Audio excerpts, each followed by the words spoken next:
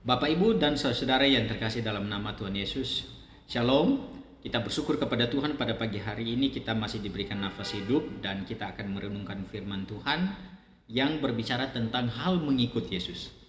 Hal mengikut Yesus adalah tema yang sudah sering kita dengarkan, yang sudah sering kita dengar dari para hamba Tuhan, disampaikan di dalam gereja melalui mimbar dan mungkin di dalam berbagai pertemuan-pertemuan orang percaya. Dan saya percaya bahwa kita semua adalah orang-orang yang juga terus menerus menekunin hidup sebagai orang yang mengikut Yesus.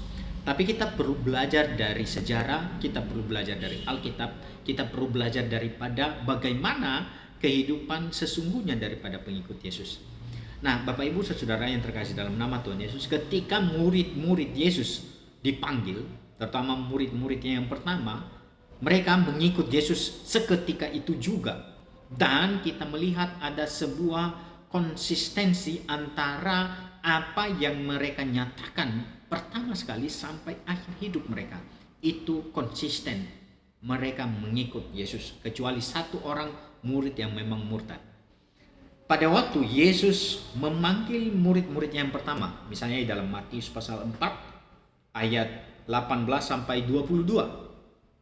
Di dalam ayat 19, Yesus berkata kepada Simon dan Andreas saudaranya, "Mari ikutlah aku dan kamu akan kujadikan penjala manusia."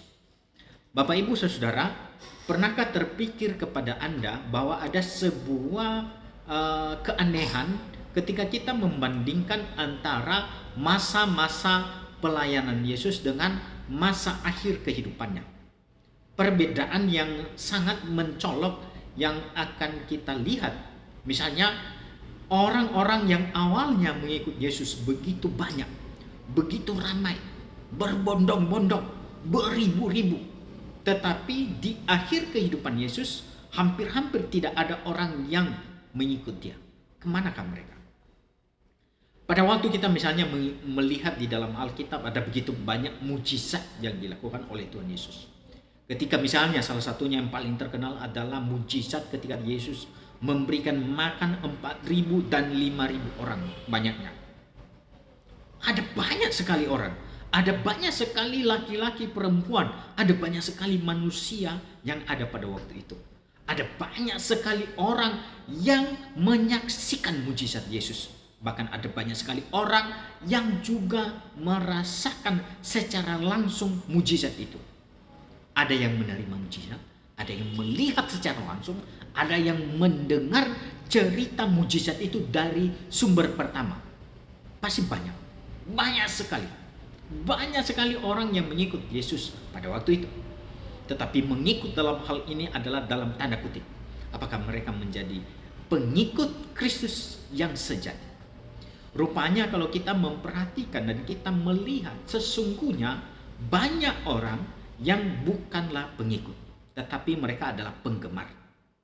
Mereka ngefans dengan Yesus. Mereka senang sekali dengan Yesus. Kenapa mereka senang dengan Yesus? Kenapa orang-orang ini semuanya berbondong-bondong mau datang bersama-sama dengan orang-orang di sekitaran mereka, orang-orang sekampung mereka, mungkin saudara mereka mendengarkan Yesus pada waktu itu.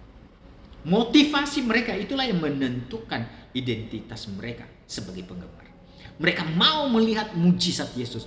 Mereka mau merasakan dan menerima, mengharapkan mujizat itu terjadi kepada mereka.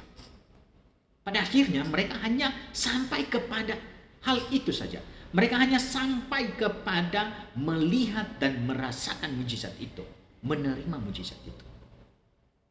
Bandingkan dengan akhir hidup Yesus. Ketika Yesus disalib, berapa banyakkah orang yang berebut untuk memikul salib Yesus?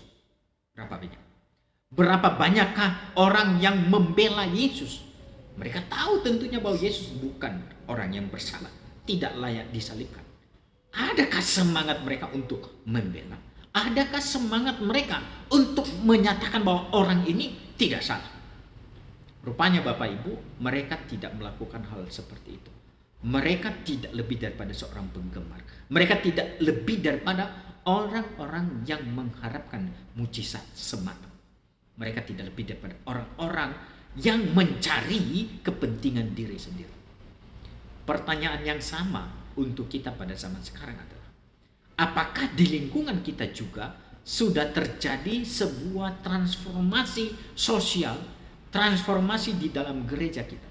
Bukankah di dalam lingkungan kita, di dalam lingkaran kita, ada masih banyak terjadi ketidakadilan, ada masih banyak orang yang menderita, ada masih banyak orang yang kekurangan? Kemanakah pengikut-pengikut Kristus pada zaman sekarang?